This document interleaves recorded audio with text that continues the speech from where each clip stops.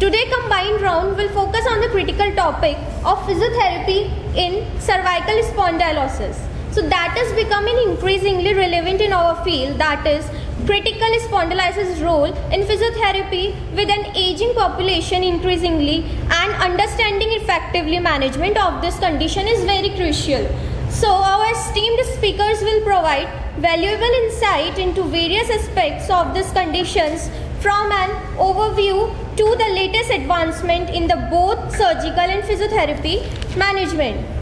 To begin, I would like to invite our first speaker, Dr. Shashank Rastogi sir, a PG resident. So before begin, I would like to invite our first speaker, Dr. Shashank Rastogi, a PG resident from the Department of Orthopedic at MGMCH. He will provide an overview of cervical spondylitis. Please join me in welcoming Dr. Shashank Rastogi sir. Please. Good morning, respected teachers and colleagues. Today I am Dr. Shashank Rastogi, second year resident from Department of Orthopedics, is presenting on the topic overview of cervical spondylosis. Before going through cervical spondylosis, first we have to understand cervical anatomy. First, we will study about C1 atlas. Atlas is a ring-shaped bone. Atlas is a ring-shaped bone. It has two lateral masses with facets. Two arches connect lateral masses, anterior tubercle and posterior tubercle. Transverse process has a foramen, in which vertebral artery passes. This is the superior view and this is the inferior view of atlas. Then comes the axis bone. Axis bone has a body and an odontoid process. The odontoid process articulates with the atlas, which helps in horizontal stability, and it leads to rotational motion. It has lateral masses with facets. It has big pedicles between facets, and the spinous process is bifid. Now rest are the typical vertebrae, which is C3 to C7. The C3 has these are almost similar except C7. C7 has the longest spinous process, and this is the uncinate process which parts in the ancovertebral joint. This is the vertebral body, and we can see this is the inferior aspect of C3 and this is the superior aspect of C4. This is the lateral view of cervical column. This is the 8 nerve roots pass through the cervical column, but it has only 7 vertebrae and 8 nerve roots pass through it. This is the X-ray. This is the lateral view. This is the occipital condyle. This is the lamina. These are the facets. These are facet joints. These are vertebral bodies, and this is intervertebral disc space.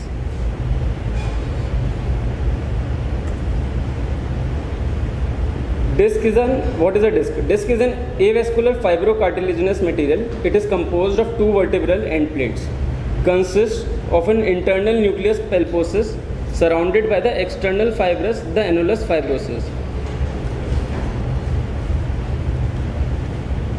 Cervical spondylosis. It is a natural degenerative process of the cervical segment. It causes three main syndromes. First is the cervical radiculopathy. Cervical radiculopathy is compression and inflammation of spinal nerve with symptoms that correspond to the level involved. Cervical myelopathy is cord involvement. Then comes the axial joint pain, which is mechanical neck pain, which can be due to mechanical neck pain or discogenic pain facet syndrome, or due to painful instability. Pathophysiology of cervical spondylosis. Intervertebral discs lose hydration and elasticity with age, leading to cracks and fissures. The surrounding ligaments also lose their elastic properties and develop traction spurs. The disc subsequently collapses as a result of biomechanical incompetence, causing the annulus to bulge outwards. As the disc space narrows, the annulus bulges and the facets override. This change in turn increases motion at the spinal segment and further hastens the damage to the disc. Annulus fissures and herniation may occur. Acute disc herniation may complicate chronic spondylotic changes. Due to the annulus bulges, the cross-sectional area of the canal is narrowed. This effect may be accentuated by hypertrophy of the facet joints posteriorly and of the ligamentum flavum, which becomes thick with age. Neck extension causes the ligaments to fold inward, reducing the AP diameter of the spinal canal. As disc degeneration occurs, the uncinate process overrides and hypertrophies, compromising the ventrolateral portion of the foramen. Likewise, facet hypertrophy decreases dorsolateral aspect of the foramen. This change contributes to the radiculopathy that is associated with cervical spondylosis. Here we can see a normal disc. This is a degenerated disc. This is a bulging disc, and we can see here the herniated disc. Bulging disc and herniated disc is that nucleus pulposus breaks out from the annulus tissue. This is the thinning disc. This is the thinning of disc. This is disc degeneration with osteophyte formation. Pathophysiology of cervical spondylosis myelopathy. It can be due to two reasons: static insult or dynamic insult. Static insult includes degenerative disc, osteophytes.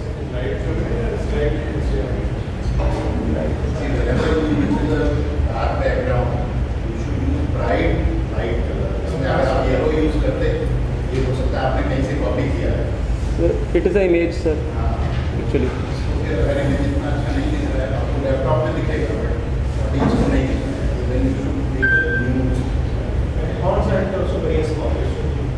Okay.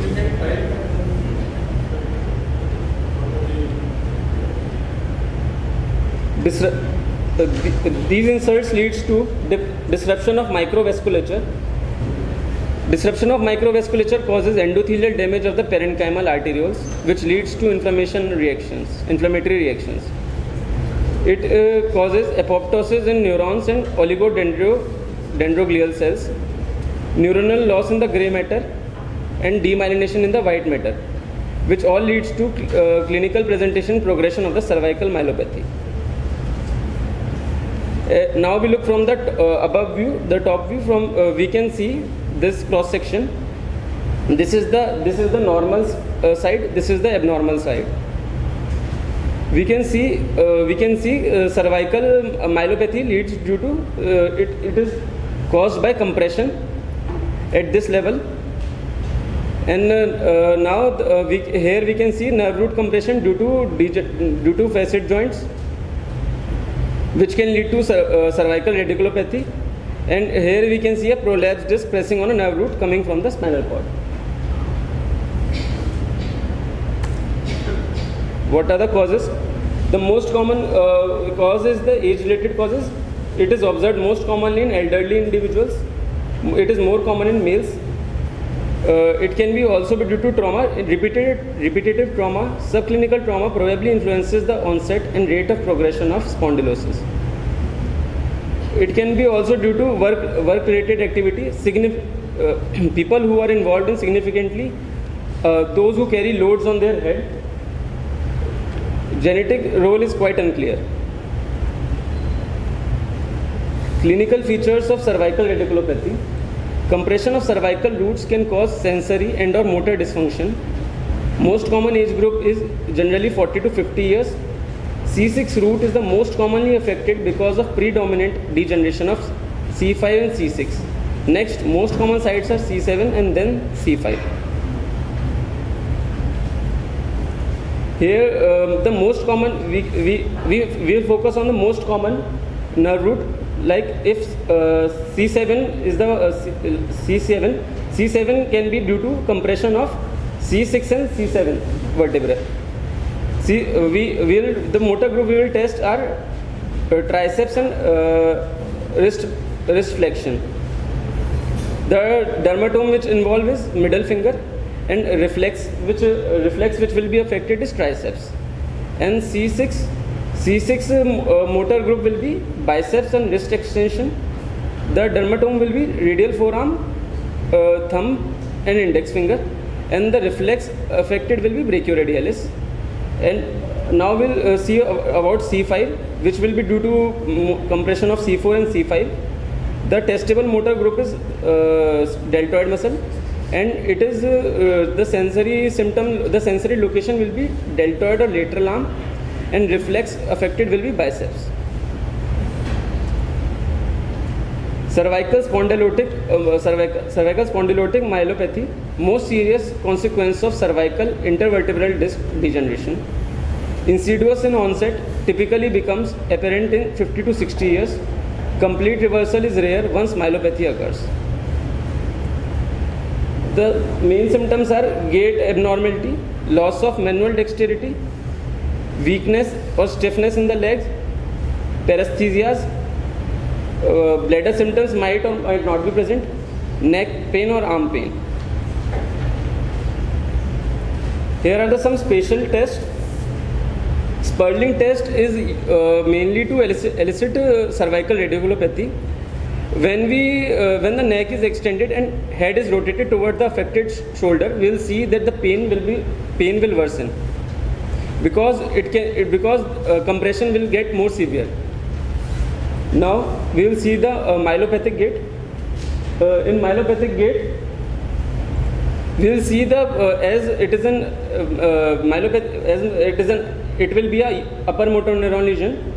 The proprioception is affected. We will see that the patient will sway right left more like a duck.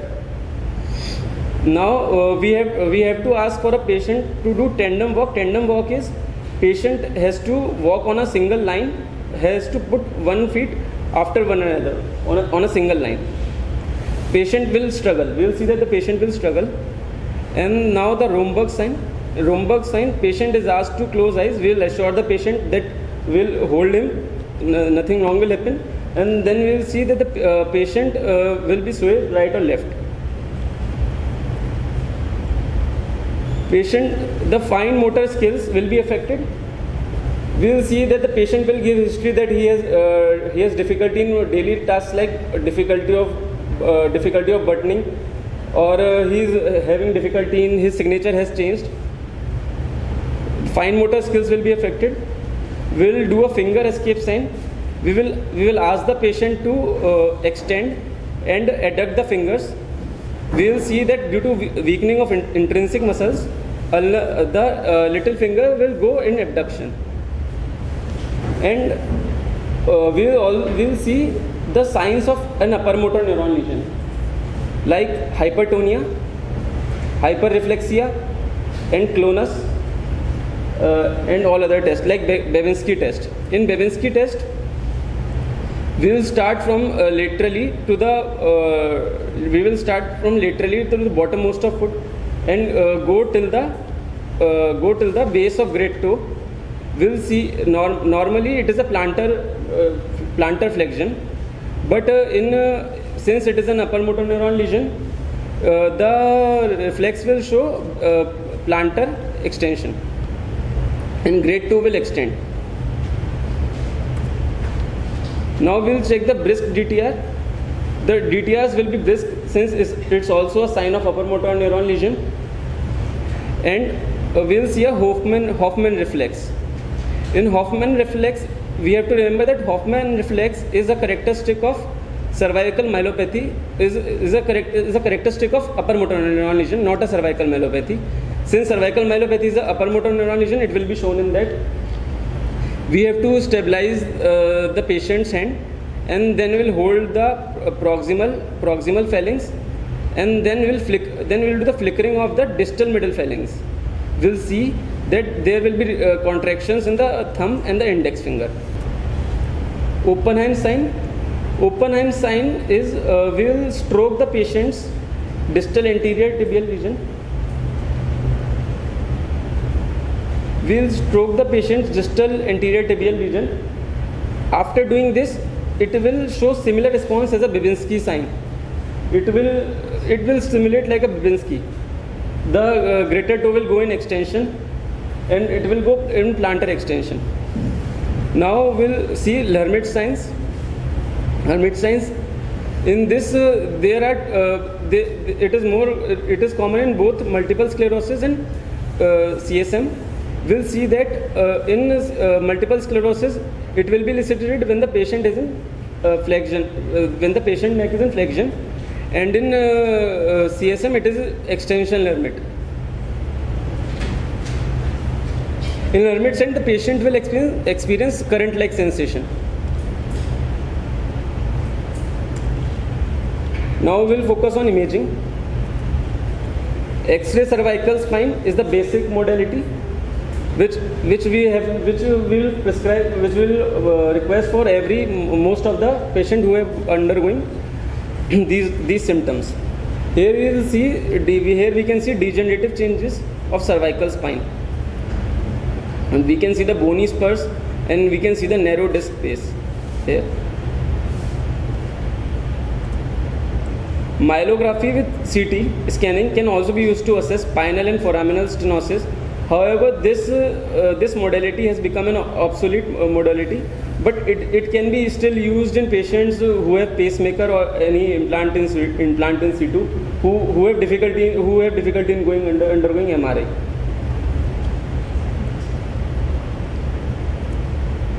MRI is a gold standard modality.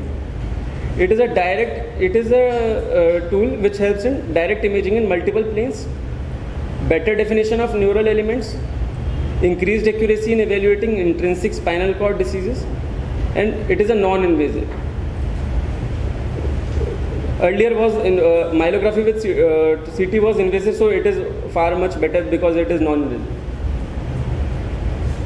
False positive, false negative MRI results occur more frequently in patients with cervical radiculopathy. Therefore, MRI results in clinical findings should be used when interpreting root compression. So, clinical correlation is always important. This is an image of a T2 weighted MRI. Here, if we see, we can see a disc bulge at C4, C5, C6 level, and we can see degenerative changes. We can see here degenerative changes in C6, C7.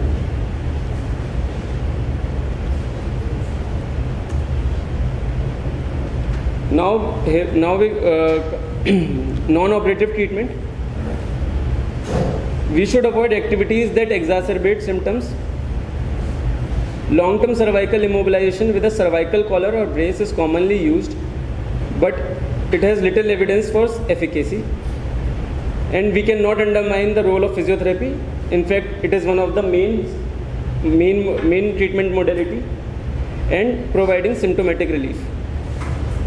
We have a varied spectrum of drugs which we can give the patient according to the symptoms: NSAIDs, steroids, opioids, and drugs for radicular pain like carbamazepine and pregabalin. With non-operative treatment, approximately 75% patients have complete or partial but significant relief of symptoms. Thank you.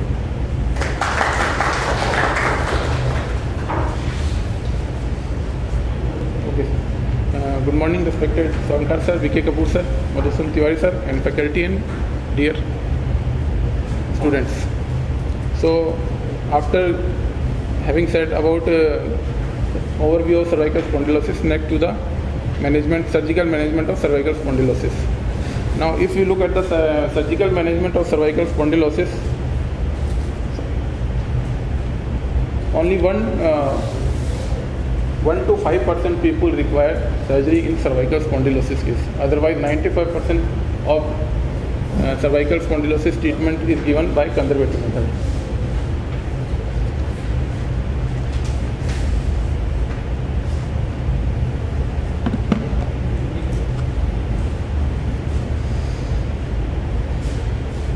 So, and if we look at the non-operative treatment, that is rest in the initial phase, then go for physiotherapy, as we know, then cervical collar, the role of soft cervical collar and hard cervical collar.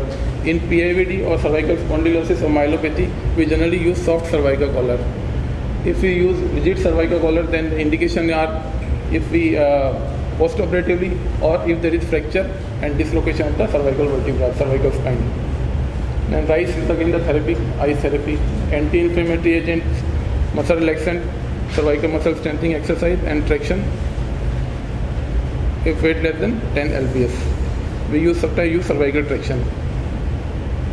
Now for operative treatment, the indication of surgery is if there is a failure of sorry sir?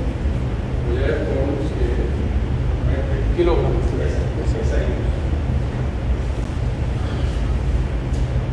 So indication of surgery is failure of non-operative management, increasing or significant neurological deficit, and third is cervical myelopathy, that is moderate and severe cervical myelopathy.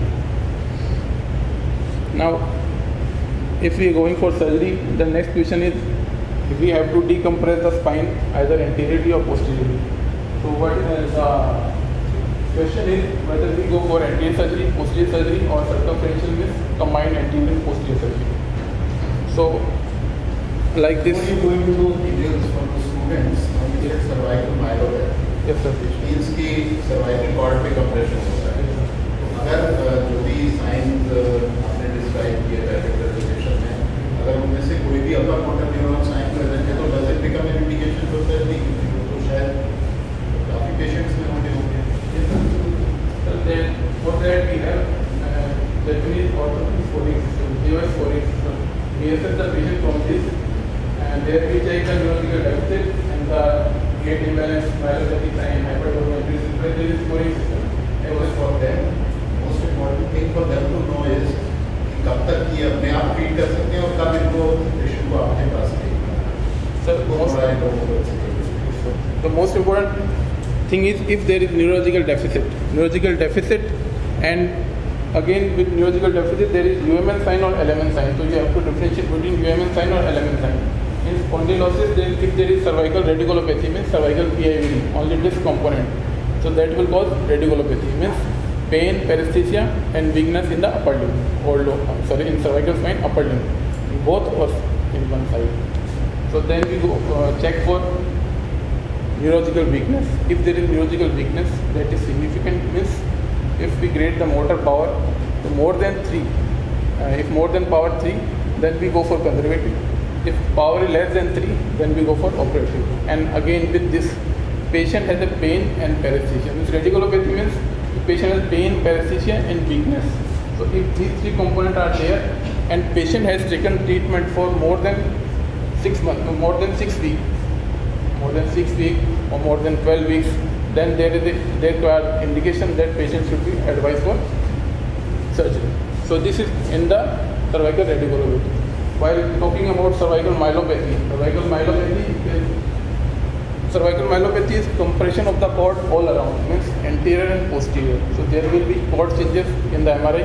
Clinically you have UMN sign, right, gait imbalance. Why gait imbalance? Gait imbalance due to because spinal cord has a posterior column fiber on the posterior aspect. So if the posterior column tract is involved, so there will be loss of proprioception, position, balancing. So there will be gait abnormality. So first thing is this. Second, UMN sign, patient will exhibit hypertonia, brisk reflexes. So you have to check for reflexes. If the grade is more than 2, then you go for operative. If there is hypertonia, significant hypertonia plus spasticity, weakness is again significant weakness, and then Hoffman sign, all these signs are positive, then you should advise patient for surgery. Now, if we have advised to surgery patient, these are the different MRIs.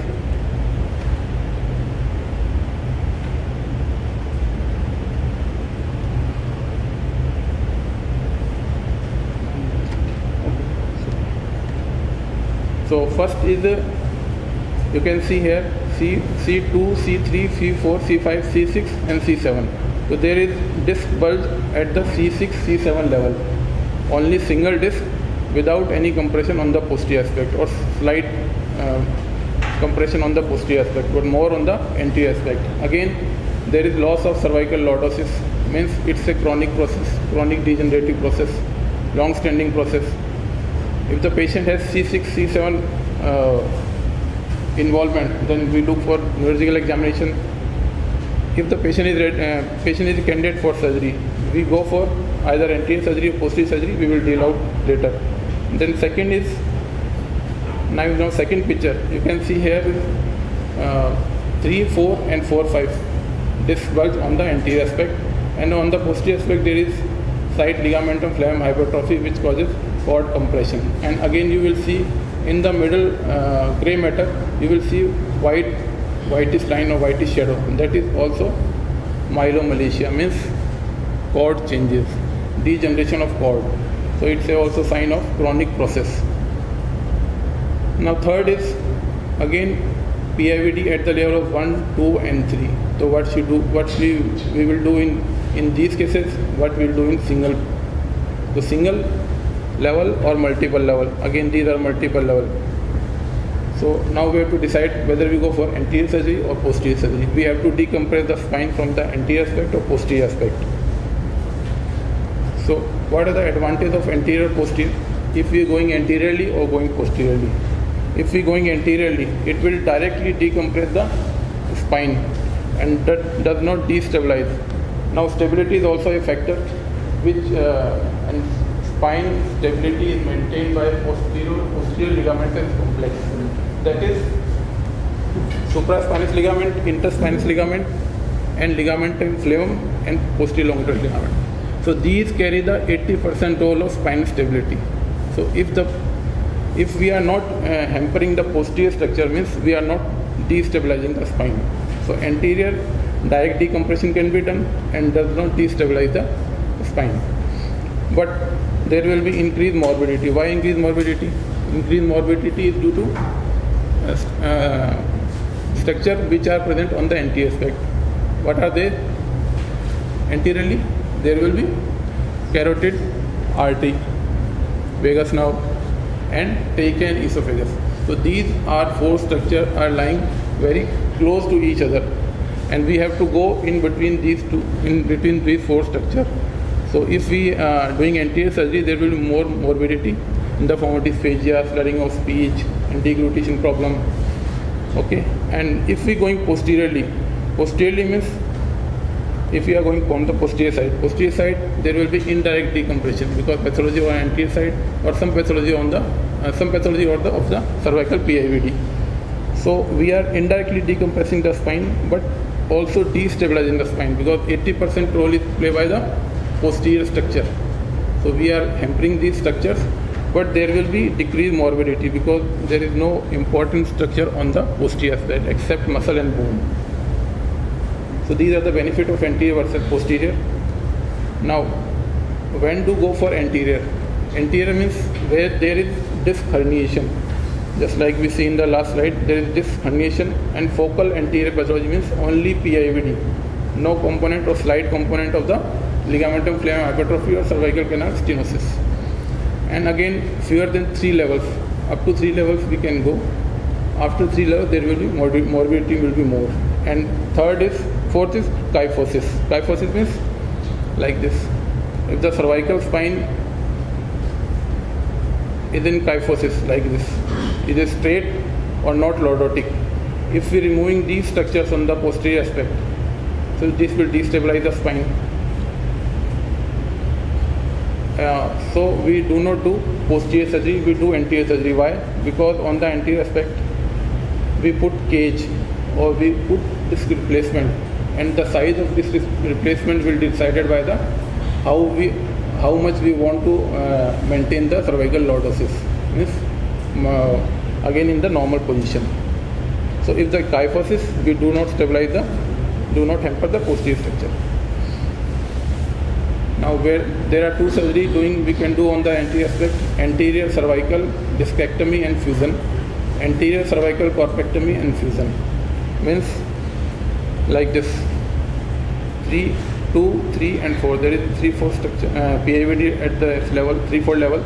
So we can do, and on the axial section you can see there is compression, significant compression. So we go for discectomy on the anterior aspect, and we put cage or graft Sometimes we put cage and sometimes we put graft and fixed by anterior plate. So these are the plates. This is anterior cervical discectomy and fusion. Fusion on the anterior aspect. So intervertebral fusion is there. Now, sometimes we use plate or sometimes we don't use plate. Stand-alone case. If we think we have attained enough lordosis, maintain enough lordosis, and there is significant stability in the anterior aspect, we do not put plate on the anterior aspect. So this is also ACDF, anterior cervical discectomy and fusion.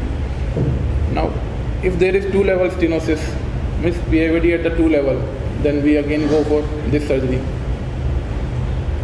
ACDF at 1 level, ACDF at 2 level, and fixed by plate. This is very stable.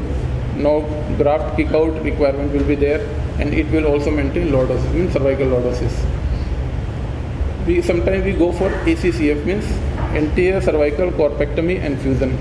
When we need anterior cervical corpectomy, when there is retrovertebral compression. If there is compression behind this vertebra, so we cannot do by doing the discectomy. We have to decompress from retrovertebral area. So we remove this vertebra, so like this. We have removed this vertebra and put cage or cancellous bone graft. Again, this is the ACCF. Now, multi-level anterior fusion are disadvantages. Again, dysphagia and deglutition, airway compromise, pseudoarthrosis, means pseudo joint formation due to graft failure, or sometimes there is graft exclusion if we are not putting plate on the anterior aspect. Posterior surgery advantage is less surgical effort, avoid fusion, and better complication profile due to less complications anteriorly. So posterior cervical decompression can be done where we cannot do anterior decompression. Like 3 or more levels are involved. Developmental stenosis means developmental stenosis or congenital stenosis when their pedicle are shortened, or when there is canal is narrow. If we should look at this level, this axial section, if this canal is genetically small, means there are more chances of early PIVD or early myelopathy. So in that condition also we can do from the posterior aspect. Then next is ossified posterior ligamentous complex. In this condition we have to go from anterior side because anterior portion is ossified. If we have to remove only ligamentum fleum, then we go for posterior side. If previous anterior approach has been used, so we cannot go from the anterior aspect. In the elderly population, if there is comorbidities and if the patient is lordotic or straight curve. So lordosis or straight curve is required because otherwise it will destabilize and there will be post-operative kyphosis. Cervical spine will go into kyphosis level. Contraindication again kyphosis, OPLL and high compression. So posterior surgeries are laminectomy, laminoplasty and laminectomy with fusion. And now what is laminectomy? Laminectomy is like this. This is the spine. This is the posterior spectus, spinous process. This is the lamina. So if we have to decompress the spine from the posterior aspect, we have to remove this lamina. So it will decompress on the posterior aspect on the back shadow. So this is laminectomy, total lamina removal. So indication of laminectomy is elderly patient, comorbid patient. If there is stiff spine, we cannot go anteriorly because we cannot do extension. And if there is no instability because we are removing the posterior part. Now this is laminectomy, this is the real picture. Lamina has been removed, this is the cord.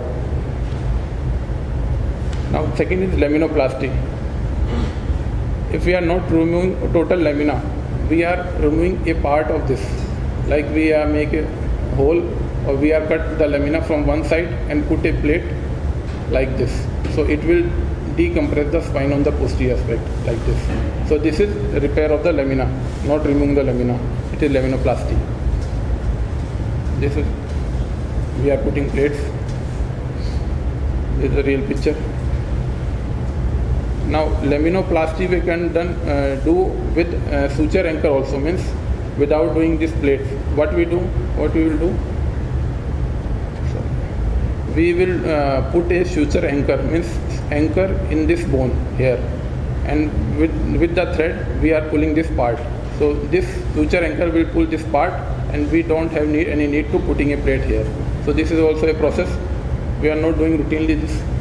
Standard is laminectomy. Laminectomy fusion, again indication are same.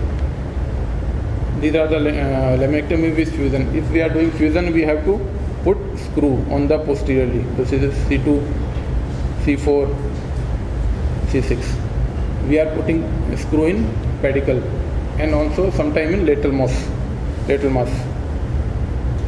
So these are the traditional open surgery for cervical radiculopathy and myelopathy, like ACDF, ACCF, laminectomy and laminoplasty. Now there is limitation. Limitation means there are adjacent segment disease. What is adjacent segment disease? If the whole spine is mobile, like whole spine is mobile, each intervertebral disc is doing its role, and sometimes we put a cage and we fuse it. This segment will fuse, it will reduce the flexibility of the spine. So adjacent segment PIVD will happen. There will be more pressure on the adjacent segment disc. So there will be disease, adjacent segment disc disease after surgery.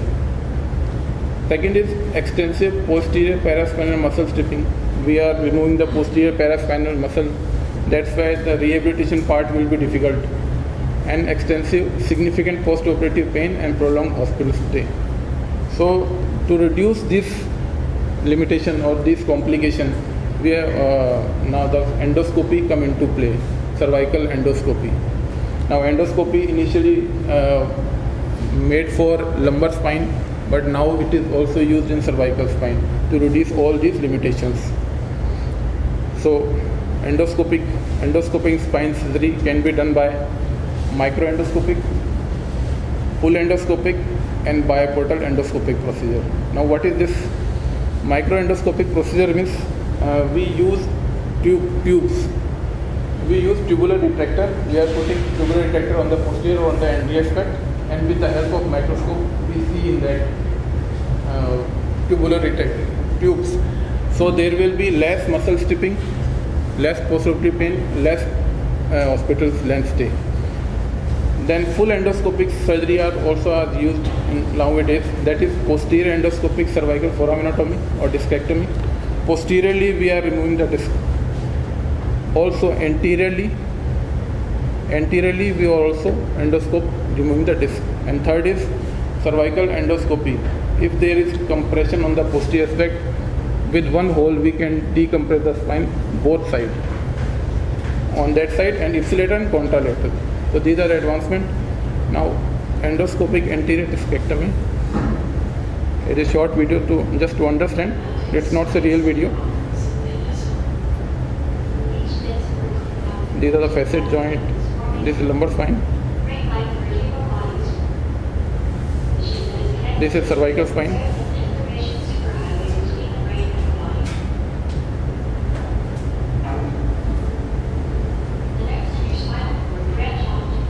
These are spinal nerve roots in the rib cage. These are the nerves.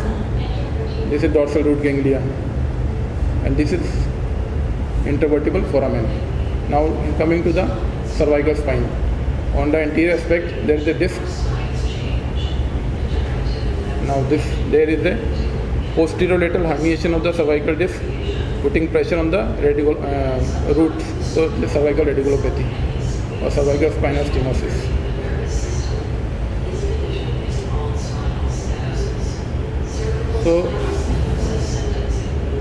So there will be symptom on the side which is involved by this roots, right or left. Endoscopic anterior cervical discectomy. We are 4 to 6 mm incision. We are putting it trocar or needle at the level which is involved. Then we insert the needle into the disc space. Then we introduce serial dilator, and these two serial dilator. Then we, by the help of disc forceps, we remove this segment and decompress the Now, so this is a 4 to 6 mm incision before and after. So it will completely remove this segment. Very minimal incision, only one incision. So these are the minimal invasive, short recovery, high success rate, minimal no blood loss, preservation of spinal mobility, small incision and shorter hospital stay. So this is endoscopic anterior cervical discectomy. Same thing we can use on the posterior aspect also. So posterior microscopic tubular cervical foraminotomy means this is the tube through which we introduce the serial dilator, and through the help of microscope we can do the cervical foraminotomy. Foraminotomy means there is an uncinate process and facet joint hypertrophy which is causing cervical radiculopathy, pinching the cervical nerves. The cervical nerves are pinching, so we remove the we do the foraminoplasty, increase the space of foramen. So how would we do?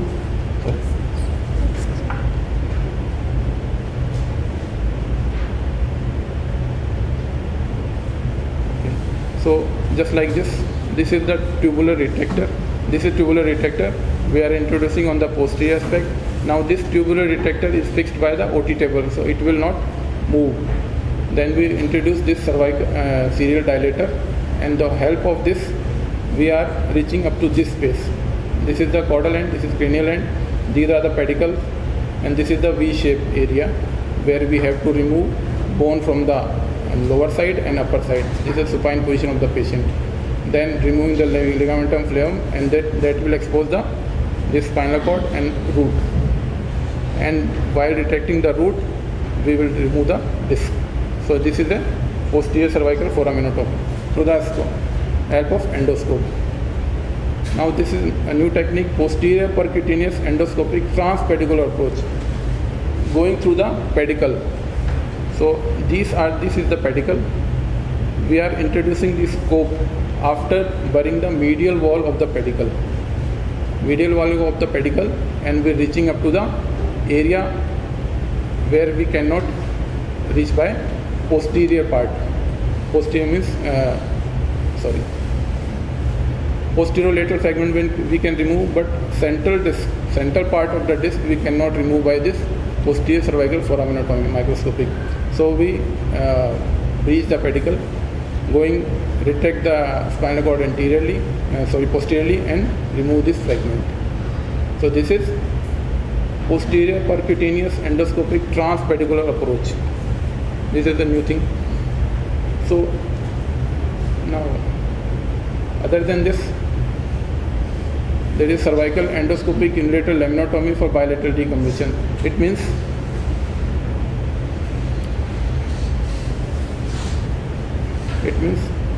we are decompressing the cord from this side and from contralateral side also. So we are making a hole in this lamina, and we are removing this ligamentum flavum from both sides. So it will decompress the posterior aspect. So this is routinely used. This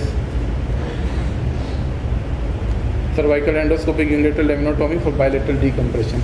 Means unilaterally we are going through one lamina, going bilaterally and decompressing the spinal cord by removing the ligamentum flavum. Now biportal endoscopy is just like arthroscopy. Instead of one endoscope we are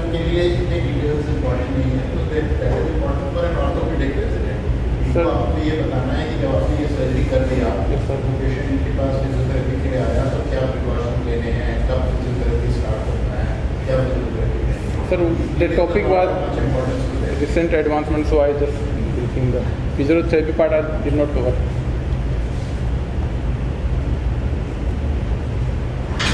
Now next is limitation of cervical endoscopy surgery. Steep learning curve, radiation exposure will be more, and limitation with multiple levels we cannot do.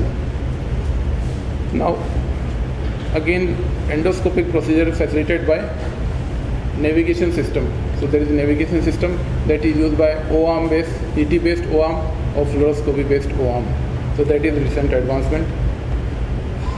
now there is augmented reality technology. Means these are CT guided or fluoroscope based guided technology is known as augmented reality technology. That is different from AI and virtual reality. Take home message is no single technique treat all type of cervical pathology. Future of cervical endoscopy surgery is enhancement in clinical outcome and safety with advanced imaging and navigation and augmented reality. Computer-based navigation and shared control robotics are the next step for instrumenting the spine. We are not instrumenting the spine with endoscope, but with this we can instrument the spine also. So that's all. Thank you. Thank you, sir, for the valuable insight. Now, next we have Dr. Heminder Sharma, sir, an assistant professor in physiotherapy department. Associate professor, sorry. Sir will shed light on the crucial role of physiotherapy in managing cervical spondylosis. Respected ML Sankar sir, Robi sir, Tiwari sir, and all staff and dear student. Today my topic is role of physiotherapy in cervical spondylosis. This topic is very important for all student, faculty, other medical faculty, because in my 17 years clinical experience, I teach 7 cases in cervical spondylosis patient, and I found a better result. Some cases I found a magical result. So I start my topic, role of physiotherapy in cervical spondylosis. There are many researchers who have concluded the importance of physiotherapy in cervical spondylosis. One of them, according to Ms. Alidu, concluded that in cervical spondylosis, physiotherapy play an important role in relieving pain and reducing the symptoms of spondylosis. In cervical spondylosis, physiotherapy has proven to be effective in restoring the mobility, flexibility, and strengthening through various manual therapy, exercise, and modality. Physiotherapists use many exercises like isometric neck exercises, dynamic neck exercises, pressure biofeedback neck exercises, Theravend exercises, and use many modality like ultrasound, TENS, IFT, shoulder diathermy, and recent advancement, mobilization technique, manual therapy, ISTM, instrument assisted soft tissue mobilization technique, tapping, dynamic, cupping. These all exercises and all equipment, all recent advancement increase the mobility and flexibility and strengthening of the cervical spondylosis patient. So, next is physiotherapy assessment and overview. This is very important. Assessment is very important to find out the exact point of the pain, exact cause of the pain. अगर हमें उसका occupation पता लगाना बहुत ज़रूरी है, activity level पता लगाना ज़रूरी है. एक तरफ हम ट्रीटमेंट कर रहे हैं, दूसरी तरफ पेशेंट मान लो वेट उठा रहा है या मोटे तकिया लगा रहा है या कोई भी ऐसी एक्टिविटी कर रहा है, तो ट्रीटमेंट का कोई यूज नहीं है. कई पेशेंट बताते हैं सर हम जब फिजियोथेरेपी लेते हैं तब तो आराम मिलता है, लेकिन बाद में सर वही के वही दर्द हो जाता है. क्यों? क्योंकि ये असेसमेंट अगर उस समय हो जाता है, उसका ढंग से असेसमेंट हम कर लेते हैं तो अपन को पता चल जाता है कि उसकी एक्टिविटी क्या है, उसका ऑक्यूपेशनल क्या है. पेशेंट सबसे पहले पेन डिस्क्रिप्शन उसमें देखते हैं कि लोकेशन क्या है पेन की, किस जगह पे पेन है. दूसरा, किस समय पेन हो रहा है, मॉर्निंग में हो रहा है, इवनिंग में हो रहा है, किस मूवमेंट से पेशेंट का दर्द बढ़ रहा है, किस मूवमेंट से पेशेंट का दर्द कम हो रहा है, क्या ड्यूरेशन है पेशेंट की, कितनी देर हो रहा है. ये अपन एस में लेंगे. इसके बाद फंक्शन लिमिटेशन देखेंगे कि उसका इम्पैक्ट क्या आ रहा है एक्टिविटी ऑफ डेली लिविंग पे, उसके वर्क पे. Medical history is very important to find out the contra indication of our equipment. जैसे कि किसी के मान लो स्टंट लगा हुआ है, अब ये मेडिकल कंडीशन है. मेडिकल कंडीशन में हार्ट डिजीज का क्या रोल है. मान लो किसी का स्टंट लगा है, मान लो हमारी शॉर्ट वेव डायथर्मी है या और भी ऐसी मशीन है जो इसमें कॉन्ट्रा इंडिकेट रहती है सभी, तो हमें उसको मेडिकल हिस्ट्री जानना जरूरी है. किसी के सीवियर डायबिटीज है, डायबिटिक पेशेंट है, तो उसके सेंसेशन लॉस हो जाते हैं, हॉट एंड कोल्ड, तो उसको ज़रूरी है मेडिकल हिस्ट्री जानना. कोई उसके इंजरी तो नहीं है, कोई सर्जरी वगैरह तो नहीं हुई है. लाइफ स्टाइल फैक्टर में ऑक्यूपेशन क्या है, तो स्टूडेंट है वो या फिर उसका कंप्यूटर ऑपरेटर है, डेस्क जॉब है उसका, स्पोर्ट्स प्लेयर है, क्या चीज़ है, तो इसको अपन जानना ज़रूरी है. क्योंकि सबसे पहले अपन उस पर वर्क करेंगे अर्गोनॉमिकल वर्क कंडीशंस में. इसके बाद फिजिकल एग्जामिनेशन, पोस्चरल एनालिसिस करेंगे, हेड एंड नेक का अलाइनमेंट चेक करेंगे, फॉरवर्ड तो नहीं है, बैकवर्ड तो नहीं है. Palpation is very important. Identified exact tender point अपन चेक करेंगे ताकि उसी हिसाब से अपन मॉडलिटी यूज लें. इसके बाद मसल स्पान चेक करेंगे, ट्रिगर पॉइंट चेक करेंगे, range of motion flexion, extension, lateral flexion and rotation उसका चेक करेंगे, मसल स्ट्रेंथ टेस्टिंग करेंगे, न्यूरोलॉजिकली एग्जामिनेशन में रिफ्लेक्स टेस्ट, सेंसरी टेस्टिंग और मोटर फंक्शन उसके हम चेक करेंगे। इसके बाद जैसा कि सर ने बताया था, रस्तोगी सर ने special test to find out, जैसे स्पेंडलिंग टेस्ट था कि सर्वाइकल रेडियोक्यूलोपैथी के लिए इसको हम टेस्ट करेंगे, distraction for indicating nerve root compression के लिए and upper limb tension test to assess nerve root involvement के लिए 3 टेस्ट इसके हम करेंगे। इसके बाद aim of physiotherapy in cervical spondylosis. देखो पेशेंट की एक चीफ कंप्लेंट होती है पेन, बाद में हम फाइंड आउट करते हैं, असेस करते हैं, रिजल्ट जैसे कि साहब आपको सर्वाइकल है, लेकिन पेशेंट आता है सिर्फ दर्द लेके, चीफ कंप्लेंट होती है पेन। तो हमारा फर्स्ट एम है to reduce pain after enhance function. उसके बाद हम उसकी activity quality of improve function and quality of life पढ़ानी है। This means being able to perform daily activity without pain और डिस्कम्फर्ट। इसके बाद इम्प्रूव मोबिलिटी, इसमें जॉइंट ROM होती है वो रेस्ट हो जाती है, बिल्कुल जाम हो जाती है, तो हमें उसको बढ़ाना है रेंज ऑफ मोशन एक्सरसाइजेज के द्वारा, स्ट्रेचिंग के द्वारा, स्ट्रेंथिंग एक्सरसाइजेज के द्वारा, मैनुअल थेरेपी के द्वारा।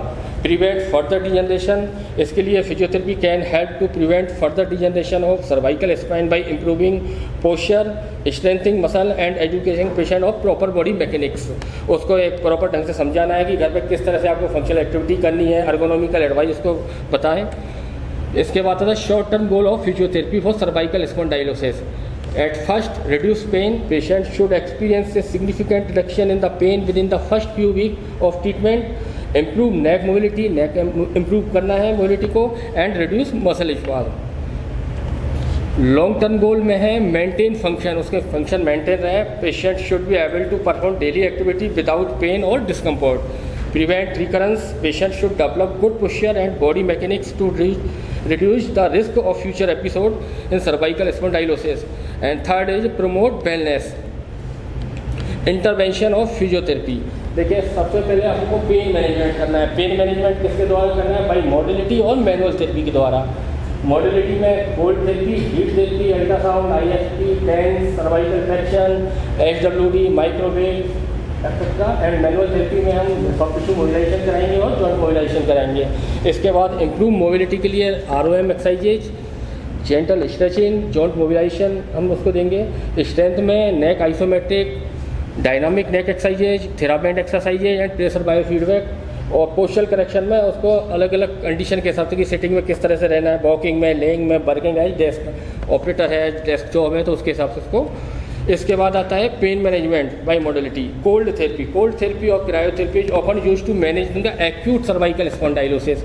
एक्यूट में भी सुपर एक्यूट में हम इसको कोल्ड थेरेपी यूज लेंगे। The aim to reduce the inflammation, numb painful area and decrease muscle spasm. अगर उसके सर्कुलेटरी इशू है तो उसको कॉन्ट्राइंडिकेट रखेंगे। हाइपर सेंसिटिविटी में कॉन्ट्राइंडिकेट रहेगा और स्किन डैमेज है तो भी इसमें कॉन्ट्राइंडिकेट रहेगा। इसके बाद हीट थेरेपी हमने 3 भागों में डिवाइड की है, एक्यूट, सब एक्यूट और क्रोनिक। एक्यूट और सब एक्यूट में हम मोस्टली यानी हाइड्रोक्लोराइड पे और क्रोनिक एक्यूट और सब एक्यूट में हाइड्रोक्लोराइड पैक और इंफ्रारेड रेडिएशन IRR लैंप हम यूज लेते हैं। और क्रोनिक फेज में शॉर्ट वेव डायथर्मी और माइक्रोवेव डायथर्मी हम यूज लेंगे। कॉन्ट्राइंडिकेशन अगर फीवर है, मेलिग्नेंट ट्यूमर है, इन्फ्लामेशन है और स्किन एलर्जी है तो उसको कॉन्ट्राइंडिकेट रखेंगे। इसके बाद आता है ultrasound therapy is commonly use the management of cervical spondylosis to reduce pain and promote healing. Contraindication है इसमें malignancy in the treatment area, oversight of active infection over area with the metal implant. इसके बाद interferential current therapy IFT this is beneficial in providing pain relief. This is pain relief and reducing the muscle spasm. Precautions: avoid using IFT over broken skin, area of impaired sensation of metabolic implant. इसके बाद आता है TENS. देखो what is the difference between TENS and IFT। TENS is the simple analgesic and IFT को आप inflammation में, radiating pain में, किसी में भी अपन उसको यूज ले सकते हैं। Transcutaneous electrical nerve stimulation is commonly use in the management of cervical spondylosis to help alleviate pain and improve function. Contraindication इसमें avoid using TENS in patient over malignant lesions और area with impaired sensation. Cervical traction aim to alleviate pain, reduce muscle spasm and improve spinal alignment and mobility by gently stretching and neck and separating the cervical vertebra. अब traction in the flexion, देखो traction क्या होता है मैं आपको समझा देता हूँ. अगर C1, C2, C3 में अगर पेशेंट का पेन है तो हम उसको पोजीशन देंगे हमेशा एक्सटेंशन. कौन सी पोजीशन में रहेगा, यही हमें नॉर्मल ट्रैक्शन में भी रखना है, नॉर्मल भी रखना है. कि अभी सर ने पूछा था अभी सरकार से कि हम तकिए किस तरह से यूज है, तो अगर उसके अगर C1, C2, C3 में अगर पेन है तो पोजीशन होगी उसकी एक्सटेंशन पोजीशन. और अगर C3, C4, C5 में अगर पेशेंट के पेन है तो न्यूट्रल पोजीशन. और सर C6, C7 में होगी तो हम उसको फ्लेक्स पोजीशन रखेंगे. तो ये इसके उसी हिसाब से ट्रैक्शन भी उसी हिसाब से देना है, ट्रीटमेंट भी उसी हिसाब से करना है, पिलो का यूज भी उसी हिसाब से अपन को रखना है. कॉन्ट्राइंडिकेशन इसमें है acute cervical spine injury, severe osteoporosis है या सीवियर ऑस्टियोफाइट्स है, उसके स्पाइनल इन्फेक्शन है, ट्यूमर है, सीवियर सर्वाइकल इंस्टेबिलिटी है या कोई रूमेटोइड आर्थराइटिस है, तो इसमें कॉन्ट्राइंडिकेट रखेंगे हम ट्रैक्शन को. इसके बाद हम क्या देते हैं पेन कम करने के लिए manual therapy, soft tissue mobilization technique. तो इसमें myofascial MFR, myofascial the technique हम यूज लेते हैं by hand and by tools को ISTM टूल्स के द्वारा हम इसको करते हैं, instrument assisted soft tissue mobilization द्वारा. नेक्स्ट प्रेजेंटेशन में इसको एक्सप्लेन करेंगे. And trigger point therapy, deep tissue massage, cross friction massage इसमें यूज लेते हैं. कॉन्ट्रा इंडिकेशन है इसमें acute inflammation, open wound of skin, infection and fractures. इसके बाद joint mobilization. Joint mobilization is typically indicated when there is a restrict joint mobility, muscle tightness and pain associated with the cervical spondylosis. It can also be used to address joint stiffness and promote tissue healing. Contraindication इसमें हम acute inflammation में इसको नहीं देंगे, severe pain में नहीं इसको contraindicate रखेंगे जॉइंट मोबिलाइजेशन को. अनस्टेबल सर्वाइकल स्पाइन कंडीशन और सर्टेन वेस्कुलर कंडीशन में ये कॉन्ट्राइंडिकेट रहेगा. अब सेकंड पार्ट आता है इम्प्रूव मोबिलिटी. पेन के लिए होगी दोनों चीज़ें. अब इम्प्रूव मोबिलिटी में हम क्या करेंगे, रेंज ऑफ मोशन एक्सरसाइजेज. सबसे पहले रेंज ऑफ मोशन एक्सरसाइजेज उसको कराएंगे नेक फ्लेक्शन इस तरह से, फिर इसके बाद नेक एक्सटेंशन,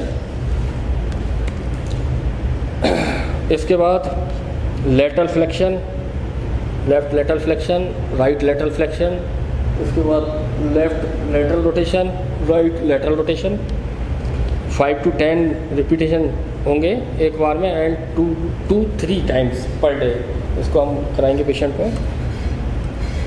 इसके बाद जॉइंट मोबिलाइजेशन में PA gliding, side bending mobilization and rotational mobilisation.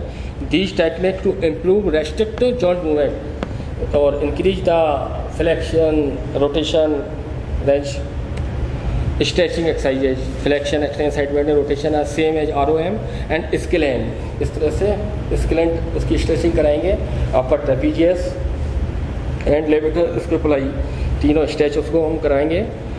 तीसरा पार्ट आता है स्ट्रेंथनिंग एंड स्टेबिलिटी. स्ट्रेंथनिंग किससे बढ़ाएंगे, अब स्ट्रेंथनिंग हम 4 चीज़ों से इसमें एक्सरसाइज हम कराते हैं. आइसोमेट्रिक एक्सरसाइजेज, आइसोमेट्रिक में फ्लेक्सर अपन क्या करते हैं कि बिल्कुल न्यूट्रल पोजीशन रहेगी पेशेंट की, गर्दन स्ट्रेट रहेगी, हाथ को पीछे की तरफ पुश करना है. कितना, अपना 40% वेट लगाना है. इसका एग्जैक्ट तरीका है बॉडी का 40% wait.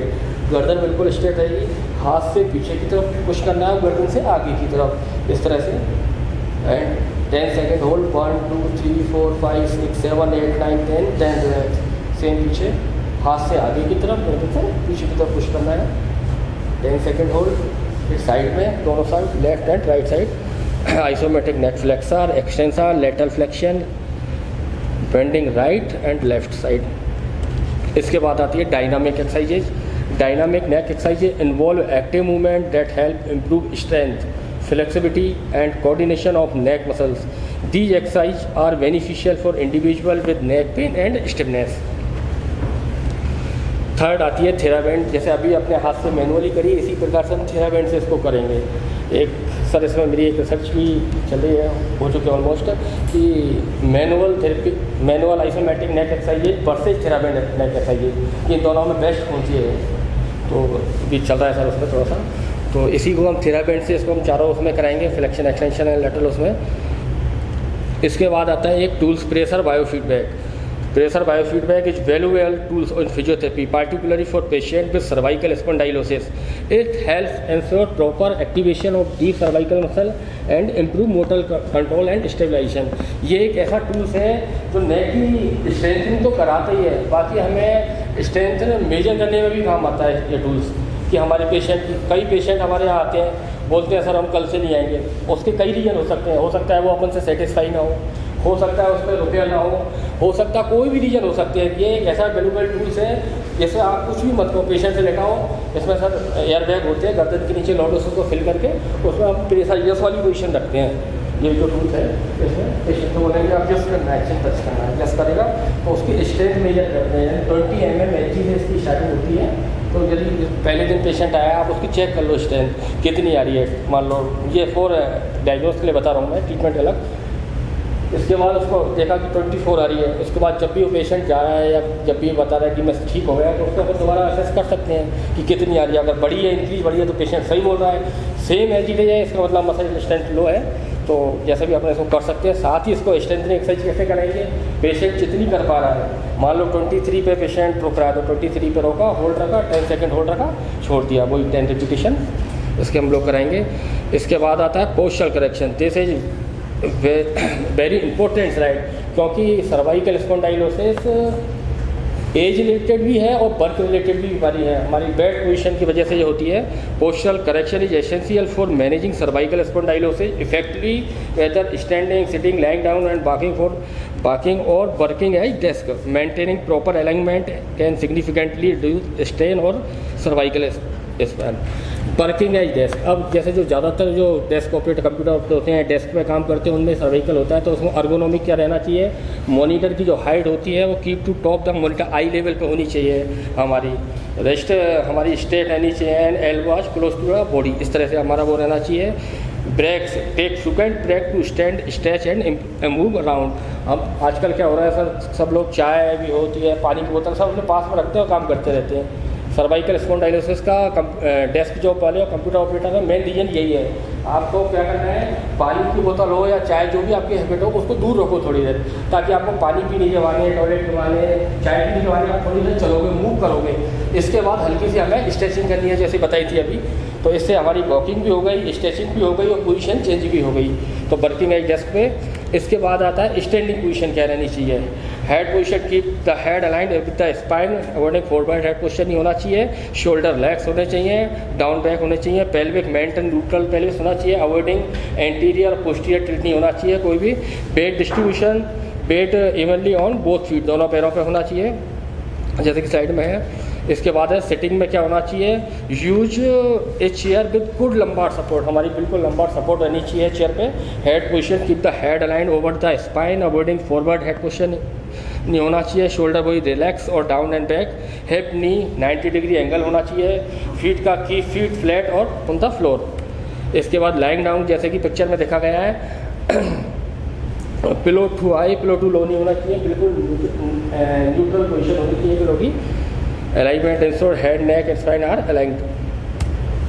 Walking is very important. Head position होनी चाहिए, keep the head up, eye looking forward, सामने की तरफ देखना है, बहुत ज़्यादा तेज़ी नहीं चलना है। शोल्डर रिलैक्स रहेंगे, डाउन एंड बैक रहेगा।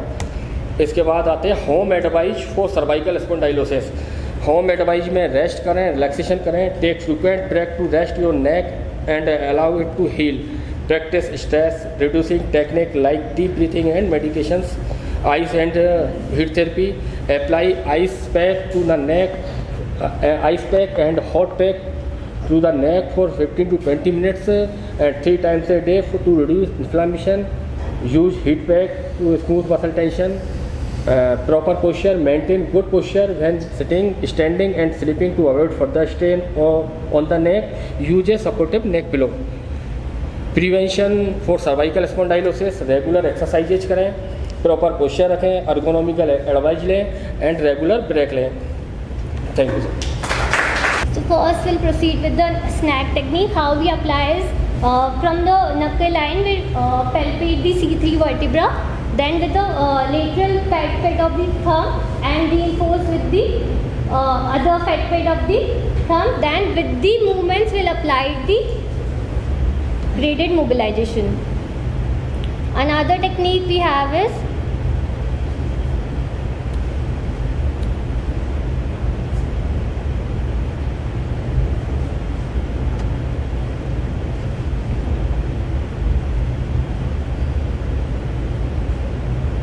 the neck technique. Again, through the knuckle line, we palpate the C3, C4 vertebra. Then through palpate, without the neck movements, we applied the oscillatory movements in the posterior anterior direction.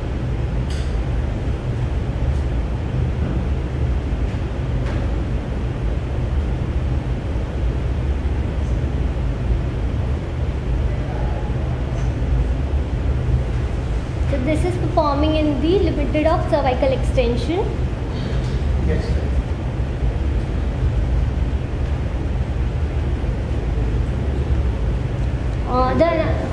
Those slides how many slides are there? How many slides are there? Kiतने slide total? So at Total slide 15 with pictures and all.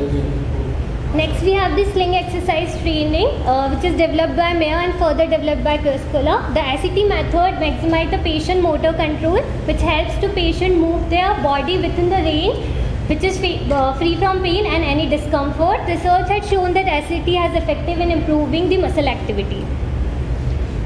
So what does SET do? It activates the deep muscles, improve coordination between the superficial and the deep muscles, which results in improved balance, sensation of, and also reduce the stimulation of pain receptors present in the disc.